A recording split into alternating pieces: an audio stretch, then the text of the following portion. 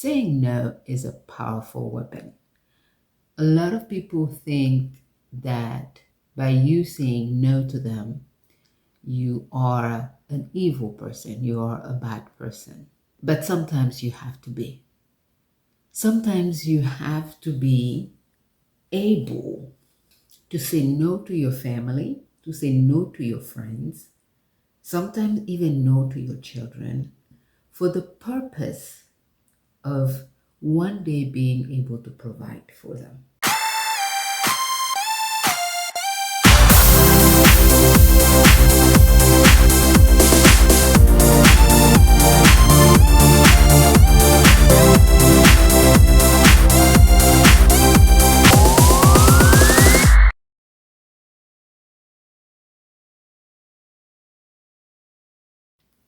This message is not for the privileged.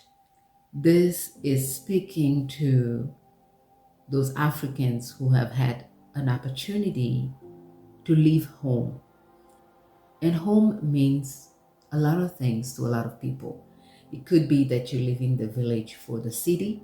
It could be that you're leaving the city for another African country. It could be that you're leaving Africa for Europe, for Asia, and for most of us here for the state. Even if you are from a middle class African family, you still have those cousins, those uncles, those relatives that are expecting things from you. But please do hear me, there is nothing wrong in taking care of your family. This is the essence of the African person.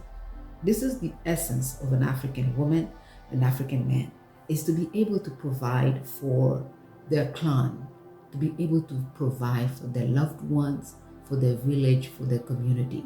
We were born to do that. That is in our blood. There is nobody should even change that. Okay? It is a part of the fabrics of who we are. And sincerely, as a Black woman, as an African woman, I'm so proud of that concept because community is so important. We have not come on this earth to be by ourselves, and we have not come on this earth just to take from what is here, but to be able to also give and to also make sure that our community, whoever enters our community, it could also be friends, it could also be strangers that come across our journey, our life journey, and we are able to be an asset to them. We are able to give them value. But as we know, in many things, there are pros and cons, right? For more encouragement and inspirational insights, please join me on my podcast called Endless, now playing on Google Podcasts, iTunes, Spotify, and Podbean. There are a lot of factors that makes it difficult for African families sometimes to be independent. We are so dependent on also that concept of community, that concept that if one has succeeded, everybody has to eat off from that person.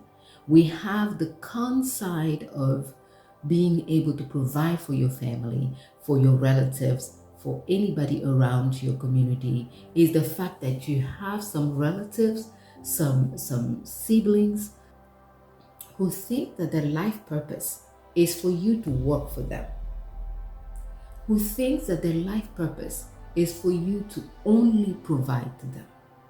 And that is the con size of it, right? A lot of people do not know what most foreigners have to endure just to survive in those European or American or Asian countries. We hear about glimpses of it on TV, on stories. We have some that go back home because they've been deported or they're just fed up, or some who really made it and they're just tired and they want to go home. But most people do not know what we do here just to finish school, what we do here just to have a job, what we go through just to be able to keep our job. There are books that have been written about those situations and those conditions. So most of the things that I'm saying here, they are not new. Maybe a lot of people do not talk about it, but maybe this is the time for African people and for our African families to understand that life is not easy everywhere, especially when you're Black, especially when you're African, especially when you're a woman. The latest that I'm reading right now, and I'm about to finish, is from my favorite writer, Fatou Diom, Le Ventre de l'Atlantique. She is a Senegalese French writer who eloquently and explicitly describe a little bit of the experience that some of us have abroad. You all know about Americana. If you have not heard about it, please do pick up the book. It is from Chimamanda Ngozi Adichie. She's a Nigerian bestseller right now. Amazing writing.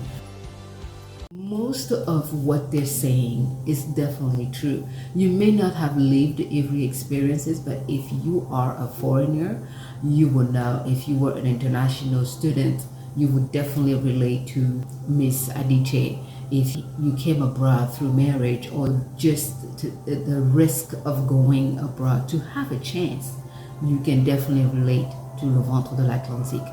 Le Ventre de l'Atlantique is also in English as well. You can check them out. Fatou Diom is definitely my number one writer, my number one inspiration when it comes to writing. So I make no apology for the influence that she has in my writing and in me being a French-speaking African woman. As Africans, we need to be able to say no. If we want to find peace, if we want to be focused, at one point, we're going to have to sever our emotional connection to our family. There are two different kinds of people. There are people who are inspired by lack. When they don't have, they're like, okay, I need to have it and I need to fight to get it. And there are people who are just, they just give up. They feel so helpless that they're just like, I cannot do it. And at one point in my life, that's where I was.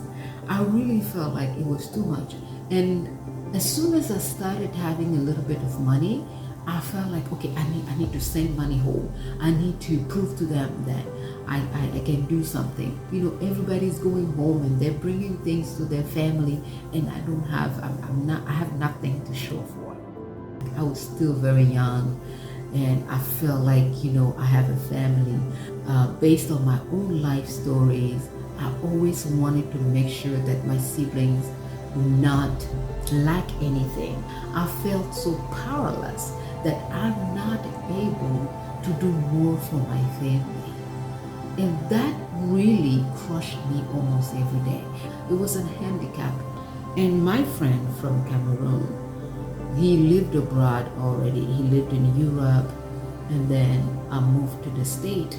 And then he said, Nana, you don't have to do that. You actually can say no. The reason you say no, it's not because you have and you do not want to give. It's because you don't have. You can't give what you don't have. And that's what most of us do. We are trying to give to our family something we do not have. And that becomes very detrimental. It can destroy us. We are so down because we don't feel supported.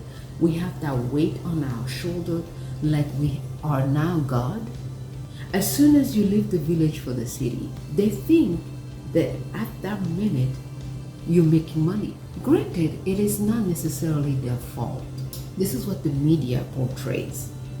Even back home, the media from the city shows that there are better opportunities. People are better off living in the city than in the village. People think that living in the United States is better than living in Africa. That is not true in all sense. It is not true. Depending on what your life goal is.